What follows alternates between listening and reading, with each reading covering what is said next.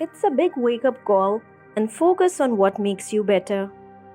In this video, Simon Sinek explains the individuals at the bottom are those that propel us upward. Be respectful to them. You will hit a tree if all you say when skiing through trees is don't hit a tree, don't hit a tree, since you're only thinking about trees. Our mind shows us what we are really focusing on, so think positive.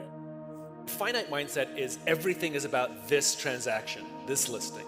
An infinite mindset is I may win or lose this game, I may win or lose this transaction, and there'll be another one, and another one, and another one, and another one. And the goal is not to win this one. The goal is to be better and better and better and better and better.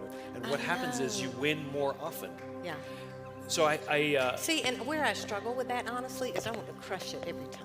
yeah, of course. Every time. You're a highly competitive A-type personality. I get it. Yeah.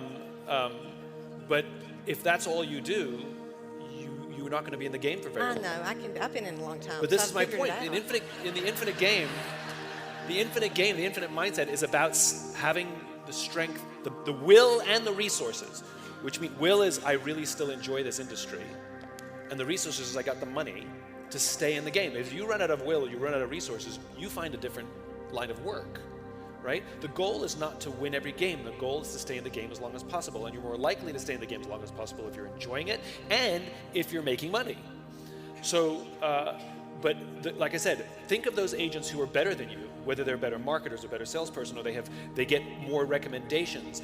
And again, you don't have to like them. You have to thank them and study them and learn what they're doing, as I said, because their strengths are revealing to you your weaknesses. And sometimes partner with them because you're actually stronger together.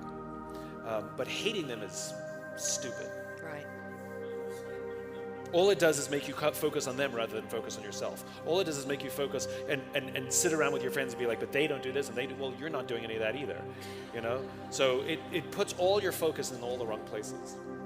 It's like, you know what it's like, if any skiers out there, if you ski through trees, every skier knows this. If you say, don't hit a tree, don't hit a tree, don't hit a tree, you hit a tree because all you're doing is looking at trees. Where when you're skiing through trees and you say, follow the path, follow the path, follow the path, you don't hit a tree because you're only looking at the path. So your mindset is if all you're doing is focusing on them, then you're hitting trees is what you're doing. You're focusing on all the things that make you weak rather than focusing on all the things that make you better. Nevertheless, if you say follow the path, instead you won't run into a tree because you are concentrating on the way. Instead, then concentrating on your weaknesses, pay attention to your strengths. We are witnessing the great resignation, and if you read articles or listen to some talking heads, you know the prevailing thoughts as well is that they are getting checks from the government, so they are not encouraged to come back to work, or they are pursuing their dreams. We often hear that having self-esteem is crucial, and we may even believe it, but it does not make having it simple. When we make an effort to believe in ourselves, ominous clouds of uncertainty or even self-hatred can form. Yes, confidence may be faked, but what is the secret to developing true self-esteem? I think one of the things that the pandemic revealed, quite frankly, was the weakness of so many corporate cultures. I mean, we're seeing the great resignation happening. And if you read articles or listen to some of the talking heads, you know, the prevailing thought is, well, they're getting, you know, checks from the government, so they're not encouraged to come back to work. Or they're pursuing their dreams, you know, which we've seen as well in our own company. Somebody wants to go be a screenwriter, and even though we have a great relationship and they love their job, they want to pursue their dreams. But the other thing that I think is underlying that it's missing, that these commentaries are missing, is that the cultures may have been weaker than we like to think they are.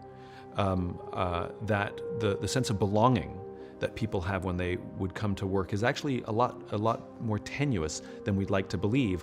So the bond that's allowing them to go off and do other things is easily broken.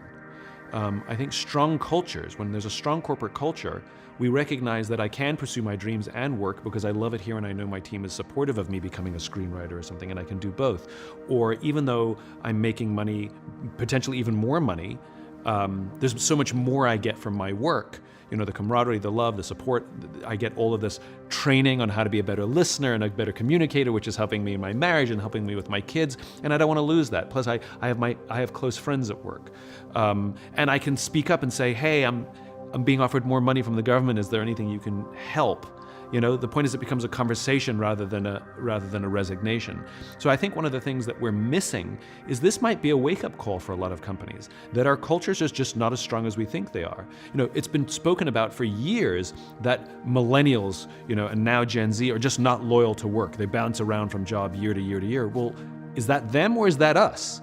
Maybe if we had stronger cultures, they wouldn't want to leave. Maybe if we offered them more than simply financial incentives for hitting certain numbers, that they'd want to stay. Maybe if they felt that they were growing as human beings, there would be things that were more appealing to them than simply a bigger paycheck somewhere else. So I actually think it's a big wake-up call, frankly, that we should go back and look at our cultures and say, are we as good as we think we are? I think one of the things that the pandemic revealed, quite frankly, was the weaknesses of so many corporate cultures. It's a big wake-up call that we should look back and look at our cultures and say a big hello to them. Maybe if we had strong cultures, they wouldn't want to leave. Maybe if we offered them more than just financial incentives for hitting certain numbers, that they would want to stay. Maybe if they felt like they were growing as human beings, there would be things that were more appealing to them than simply a bigger paycheck somewhere else. The goal is not to win this one, but to be better and better and better and better. And what happens is you win more often. Yeah, so that's where we struggle with that. The objective isn't to win every game. Rather, it is to stay in the game as long as you can. You're more likely to stay in the game as long as you can if you're having fun and earning money, whether they are better marketeers or salesperson or they have more recommendations. You don't have to like them. Instead, you should thank them, study them, and take notes on what they are. Yes, our core nature is good, but the majority of the time we are carried away by feelings of lust, hunger, rage, pride, stupidity, and envy. Your mind is like a crystal clear lake. On the surface there are waves and ripples, yet the water itself is still clear. The true quality of the mind is impeccable and unblemished. It possesses awareness, true love, and compassion. Only on the surface do the poisons, the unfavorable emotions exist. The Buddhist perspective on discovering your true nature is to recognize wisdom hidden in the impurities. Hope you liked the video. Thanks for watching. For more videos like these, subscribe.